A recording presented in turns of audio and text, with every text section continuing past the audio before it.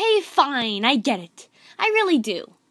Everyone is entitled to their opinions and views on the world, and said views often manifest themselves through art and fiction in specific fashions and statements, filtered through the magic of one's creativity, which transcends the limits of reality as it's perceived individually. That still doesn't excuse the fact that this unicorn looks totally wrong!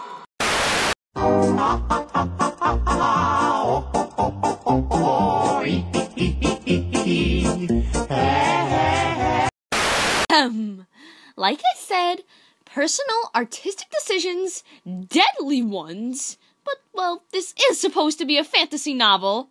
It is fantasy, right, Madhog? For the millionth time, yes! Just checking! Anyway, this is The Last Unicorn, written by Peter S. Beagle. Figures this writer would be a dog. They never get anything right. Ah! I have to say, reading this book after being subjected to a rather abysmal experience of the film is quite interesting. On one hoof, you can see what went wrong in the transliteration of the original story into its animated form.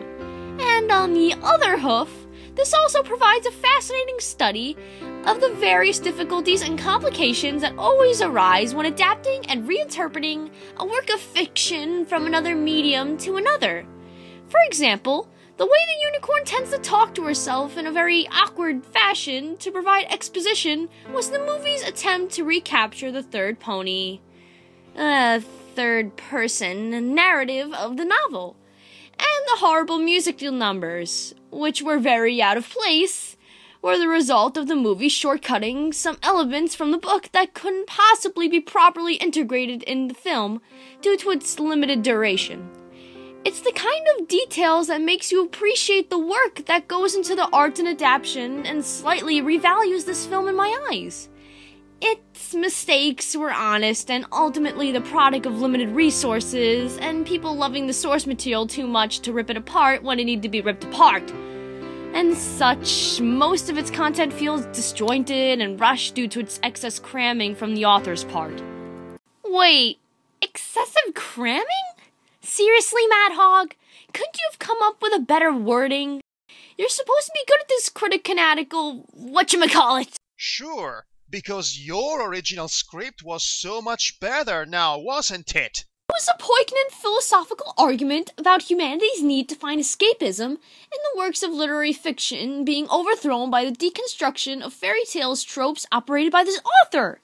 It was you calling Peter S. Beagle a man-child in every single sentence. Tomato, tomato, dragonborn, Delvikin, same difference. Just get on with the review before I shove this book into your... Anyway, the story of this unicorn is a timeless parable of personal growth, gained through the loss of innocence, aka her immortality, and through experiencing the crushing reality of the human condition, leading to a deeper understanding of life outside the mythical shelter of her everlasting fantasy existence.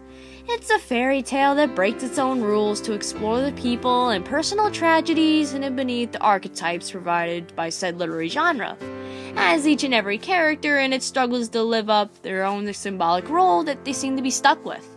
We gave a deeper analysis on the allegoric implications of this tale in our review of the movie, which you should totally go watch.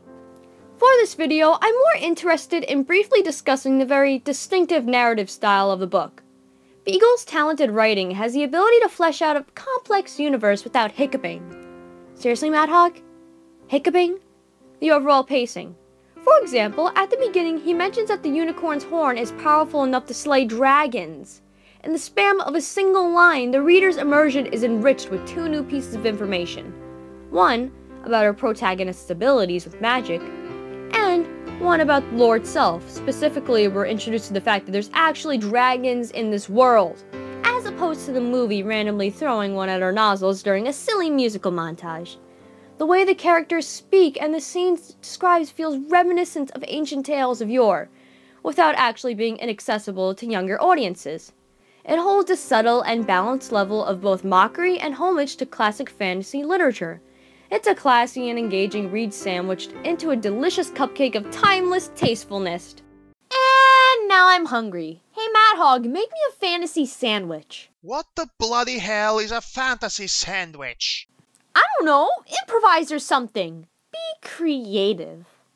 The ending is perfect, as it suggests that the unicorn's experience with mortality has changed her so thoroughly that she might just wander around the world instead of returning to her everlasting security of her forest, which represents the ethereal state of childhood she had to leave in order to find the Red Bull.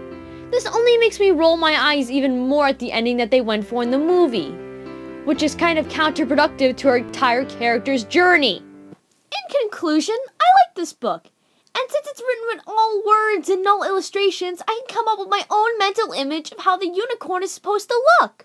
Actually, the author does provide a detailed description of her appearances. I can come up with my own mental image. Well, that's all I have to say about it, so I'll be seeing you next time with some other fantastical things to review. Speaking of which, where's my sandwich?